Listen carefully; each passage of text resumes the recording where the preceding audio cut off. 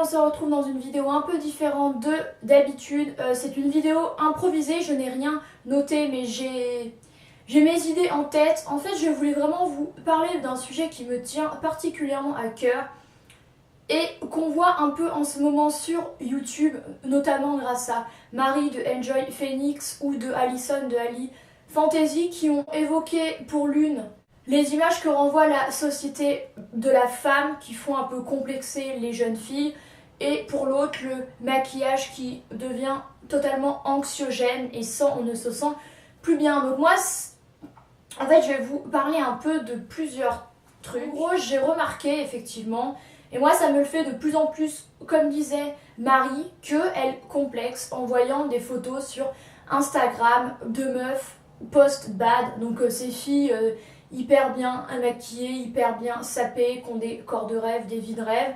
Effectivement, moi ça me fait vraiment complexer. En plus sur Instagram, je suis des mannequins, des blogueuses, des youtubeuses, donc forcément ce sont des filles qui s'apprêtent beaucoup, qui font du sport, qui ont une bonne hygiène, qui ont des vêtements de dingue et surtout qui ont un visage parfait. C'est sur ce point que je vais accentuer, vu que vous le savez très bien, je vous ai fait plusieurs vidéos sur le sujet, je vous en ai fait une focus spécialement là-dessus. J'ai des problèmes d'acné, j'en ai toujours eu.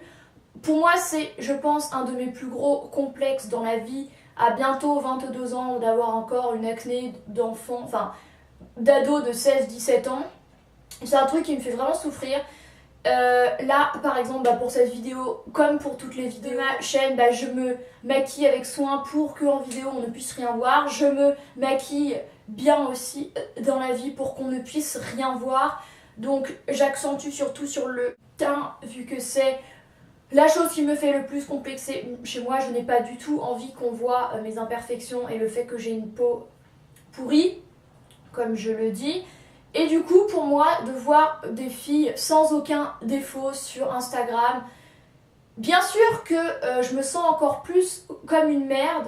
Et je pense vraiment que toutes ces images auxquelles vous êtes confrontés tous les jours sur Insta, sur Facebook, sur Twitter, de toutes ces filles vraiment sans défaut en fait, flawless, inconsciemment, même si vous vous sentez bien dans votre corps et dans votre esprit, je pense que inconsciemment ça fait du mal à toutes les jeunes filles et toutes les pseudo-femmes et forcément ça fait complexer. Et je pense vraiment qu'il faut réussir à prendre de la distance par rapport à ça. Moi je me suis dit clairement, je vais plus aller sur Instagram, je vais plus regarder ces photos de filles qui font rêver quoi. Même si on sait qu'il y a le maquillage, qu'il y a du travail derrière, que peut-être il y a des retouches, des filtres, même je pense que quand on voit toutes ces filles en plus avec plein de likes à des comptes avec 60 000, 200 000 personnes qui les aiment, forcément ça fait complexer. Surtout quand toi aussi derrière tu fais tout pour que ta peau aille mieux, en l'occurrence pour mon cas, et que rien ne se passe. C'est terriblement frustrant.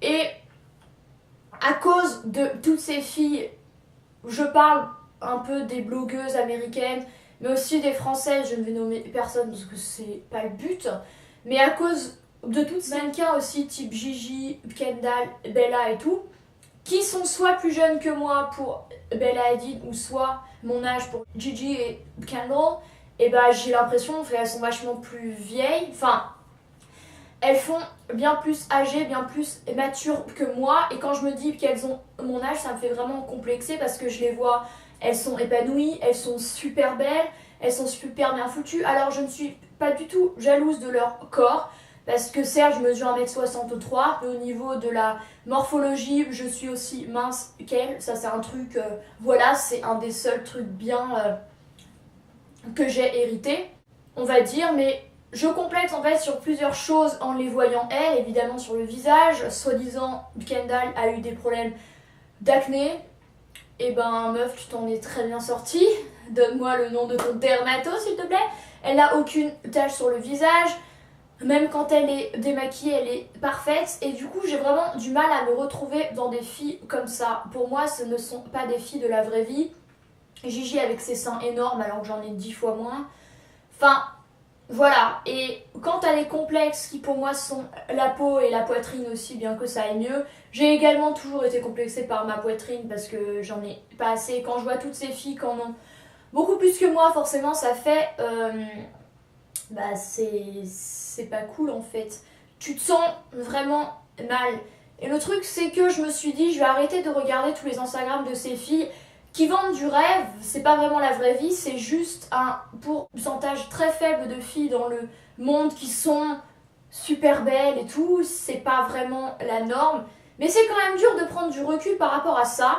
Et moi, je me suis retrouvée à me sentir vraiment mal en regardant des photos et des vidéos de filles qui sont parfaites.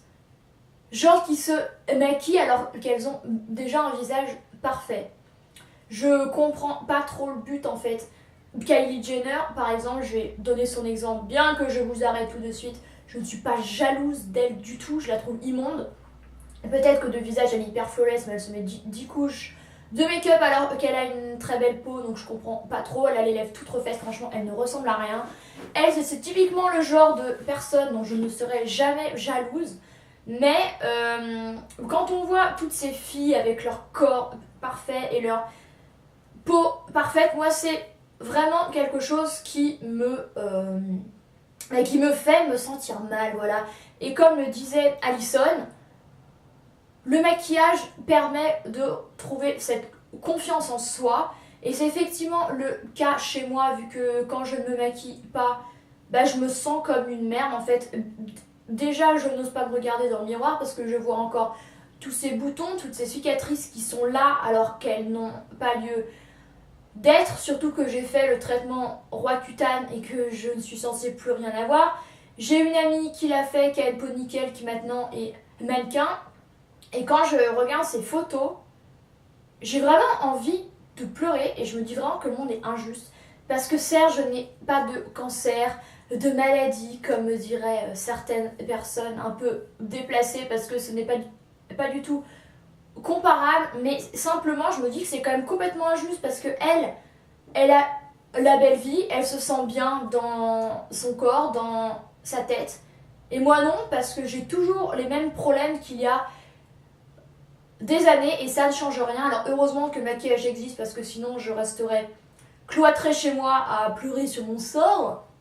Mais même quand je suis maquillée et que les gens me font des compliments ou qu'ils me regardent de trop près, ça me gêne énormément parce que je me dis, il doit voir à travers, il doit voir ma vraie nature, enfin mon vrai visage avec tous ces défauts et tous ces trucs que je déteste et ça me rend profondément mal.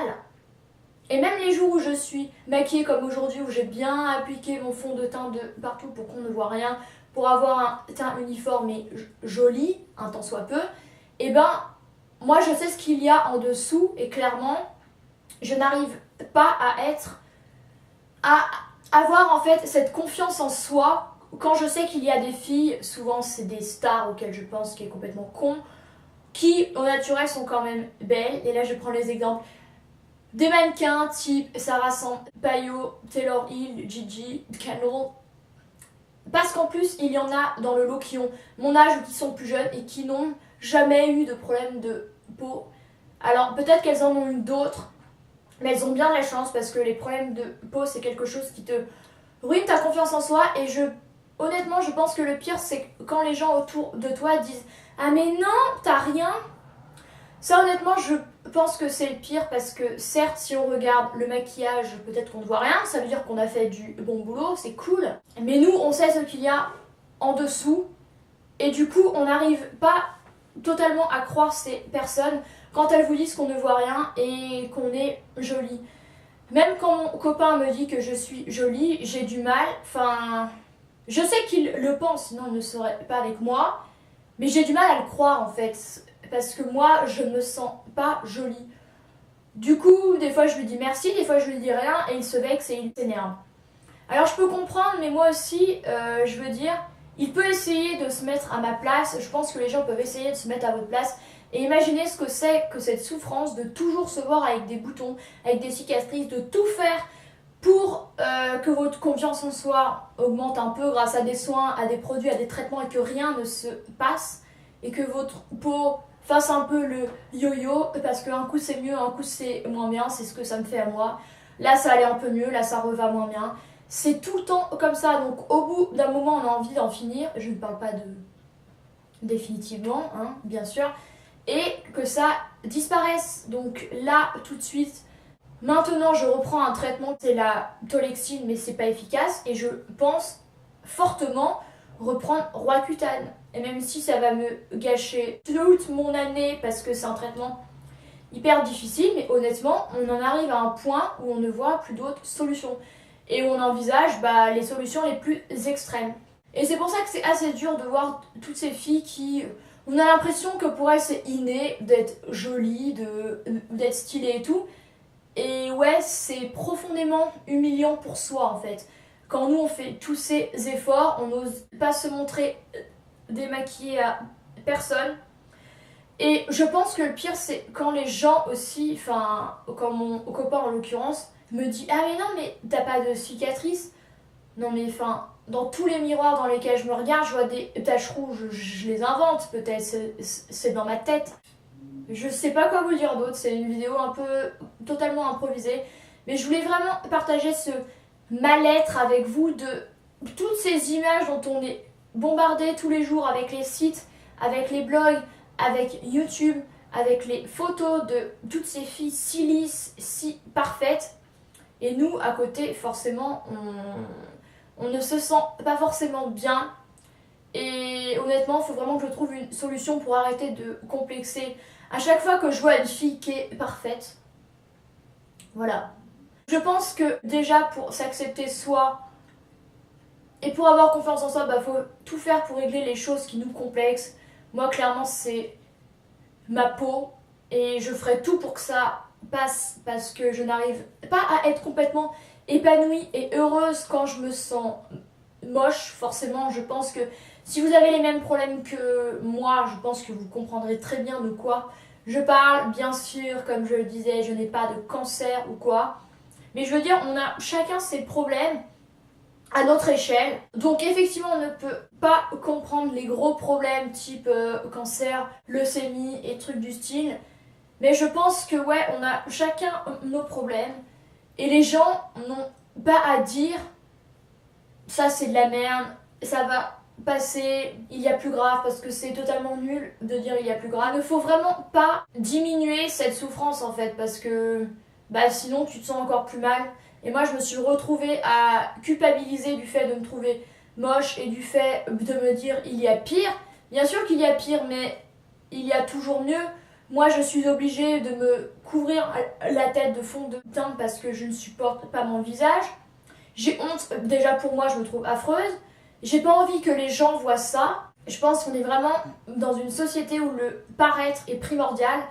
Et quand toi, tu as encore des problèmes avec ça, quand ton paraître n'est pas celui que tu voudrais et que tu vois plein d'autres filles qui leur paraître est super, et forcément tu es jalouse, envieuse et tu te sens humiliée quoi. Parfois tu te retrouves à te justifier du fait de te maquiller, de prendre ton temps dans la salle de bain parce que tu portes pas ton physique quoi. Tout simplement, le maquillage est là pour aider à se sentir mieux, mais je pense vraiment qu'il faut qu'on se sente bien sans, sinon c'est qu'on n'est pas complètement bien dans sa tête et dans son corps quoi. Si vous êtes dans la même situation, essayez de vous dire que toutes ces filles ne sont que des images, qu'elles ont également sûrement leurs problèmes dans la vie, qui n'est peut-être pas d'être grosse ou d'avoir un visage avec des boutons ou d'avoir des seins inexistants, mais qu'elles en ont d'autres, qu'elles ont dû traverser des épreuves. Bien sûr, on n'est pas du tout tous égaux parce qu'il y en a qui s'en sont pris un peu plein la gueule dans la vie, d'autres qui ont une vie un petit peu plus simple, mais je pense que la roue tourne clairement et que vous, ça améliorera pour vous et peut-être que pour elle, bientôt ce ne sera pas aussi rose que ça. Voilà, honnêtement, je ne sais pas si je vais publier cette vidéo, c'était un peu n'importe quoi. Mais je voulais parler vraiment de ce sujet-là parce que ça me tenait vraiment à cœur, ça me touche. Et particulièrement parce que je me sens complexée par rapport à plein de choses, surtout par rapport à mon visage avec cette acné. Et donc voilà, c'est tout. J'espère que cette vidéo vous a plu, je vous retrouve la semaine prochaine. Bye.